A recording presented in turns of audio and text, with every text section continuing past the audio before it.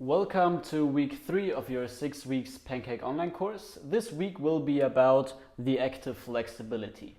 At first I'm going to talk a little bit about what is active flexibility and why do you need it and why is it nice to have, and then I will give you a quick example on how to train the active flexibility. But also, of course, in your program the active flexibility part will be integrated. Now, there is a difference between the passive flexibility and the active flexibility. The passive flexibility is basically a stretch. If you would, for example, pull your arm in this position, you will stretch the outside of your body and right here, and you will feel the stretching sensation, right? But you don't use any strength or whatsoever to really get into this position. Now, the active flexibility, on the other hand, is done by using the muscles on your shoulder or in your shoulder that actively pull you into the stretched position, right? You don't use any help from the outside, gravitation, a partner, weights or something like this, but you actually use your own muscles that are on the other side than the stretched muscles, right? To pull you into the stretch. I've drawn a little stick figure right here to make it clear. Now, many people train the passive flexibility laying on the back for their hamstrings, the backside of your legs, by just grabbing one foot and pulling it up, and that's a good stretch and it's super nice, and there is nothing that I have against the stretch, but it's only one part of the equation, because if the people then let go of the leg probably will go down into a much lower position and the muscles will start cramping. Why? Because they never trained their active flexibility. They never trained the muscles that will actively pull the leg over in the position, or in my example right here, that really actively go in this overhead position. Now, the difference between both is quite significant, because for your health of your joints, having an active flexibility is a key factor, because your joints don't want to be super mobile and super stiff on the other side, but they want to have a balanced output between both. They want to be strong but mobile, and also that you can actively pull them into all these extreme positions, right? Which will ultimately lead to joint stability.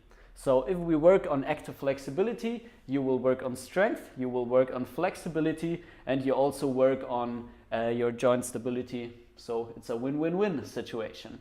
If you think about your sports, or maybe your sport background, maybe you're doing handstands or CrossFit type moves, any gymnastic type moves, acrobatics, so on and so forth, really use these active flexibility things. If you would think of a handstand, for example, and you want to do some handstand presses, your legs really need this active flexibility to go between one and the other position. Also, if you would think about classic fitness exercises, for example toes to bar, then you really need this active flexibility to get you into this super stretched position up on the bar. So in the next clip I will show you a little bit of an example of a active flexibility, and then you can use it in your program from now on.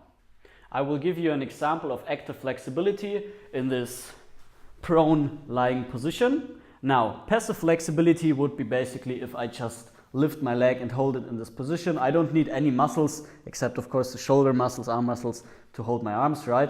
But here there is nothing that is going on. It's super passive. As soon as I let go, my leg just falls down. Now, this is the passive flexibility, but we also have the muscles at the front of the hip and the front of the thighs that will actively pull my leg towards my chest. And this is basically the active flexibility. This is a super nice test to see how good your active flexibility is for the backside of your thighs.